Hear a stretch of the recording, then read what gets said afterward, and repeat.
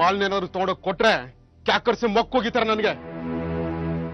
ಚೆಪ್ಪಾಗಿದೆ ಗೋಪಣ್ಣ, ನಮ್ಮಿಂದ ದೊಡ್ಡ ಚೆಪ್ಪಾಗಿದೆ. ಮಗಳು ಹೆಂಗಿದಾಳೋ ಹಂಗೆ ಕರ್ಕೊಂಡು ಹೋಗ್ಬಿಡಿ. ವ್ಯವಹಾರ ಮಾಡಿರೋ ದರ್ದಿಗೆ ಮಾಲ್ ಹೆಂಗಾಯ್ತು ಹಂಗ್ ತಗೊಂಡೋಗ್ಬೋದು.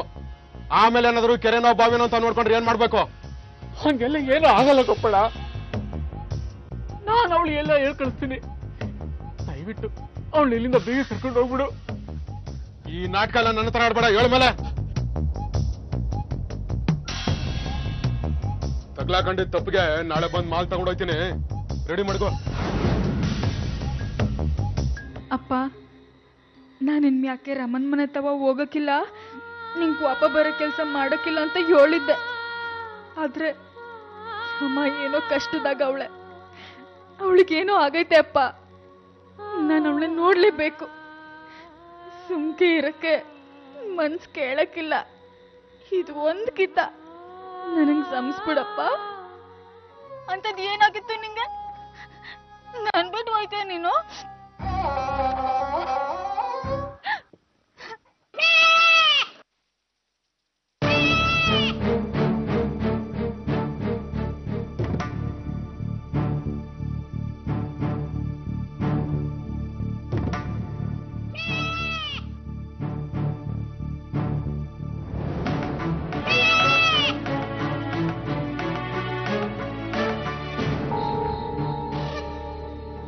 ಹೇಳ್ತಿದ್ಯಾರಮ್ಮ, ನಂಗೇನು ಅರ್ಥ ಆಗಕ್ಕಿಲ್ಲ.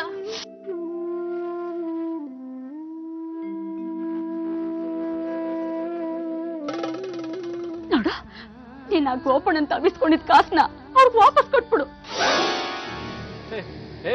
ನಿನ್ಗೇನಾದ್ರು ಮುಚ್ಚನಾಯಿ ಕಡ್ದೈತಾ? ಕಾಸನ್ನ ವಾಪಸ್ ಕೊಟ್ಬಿಡದ? ಅದನ್ನ ತಮಾಷೆ ಅನ್ಕೊಂಡಿದ್ಯಾ? ಅದೆಲ್ಲ ನಂಗೆ ಗೊತ್ತಿಲ್ಲ. ನಾವು ಬೇಕಾದ್ರೆ ಉಪವಾಸ ಇದ್ಬಿಡುವ. ಆದ್ರೆ ಏನಾದ್ರೆ? ನಮ್ ಪರಿಸ್ಥಿತಿ ಗೊತ್ತಿದ್ದು ಹಿಂಗ ಮಾತಾಡ್ತಿಯಲ್ಲ. ಲಕ್ಷ್ಮಿ ನಮ್ ಕೈಯಾಗ ಬರೋದು ಏಟನ್ ಕಟ್ಟ ಅಂತ ನಿನಗೇನ್ ಗೊತ್ತಾಯ್ತದೆ?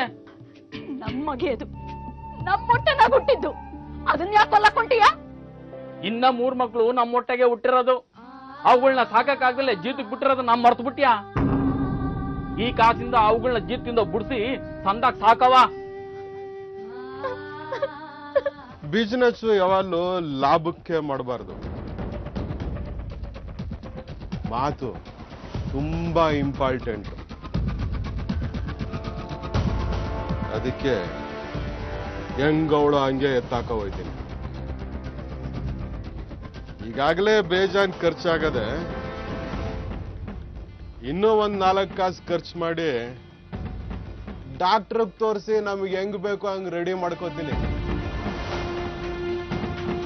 ನೀನೇನ್ ಯೋಚನೆ ಮಾಡ್ಬೇಡ, ದೇವ್ರಿದ್ದಾನೆ.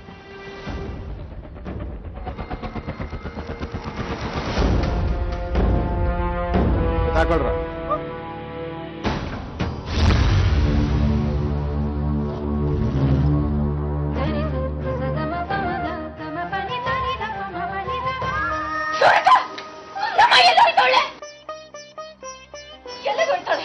ಅವಳು ಸೋತ ಆಯ್ತಲ್ಲ, ಅವಳು ಗಂಡನ ಮನೆಗೆ ಅವಳು ಇಲ್ಲ. ನೀವು ಸುಳ್ಳು ಹೇಳ್ತಿದ್ದೀರಾ?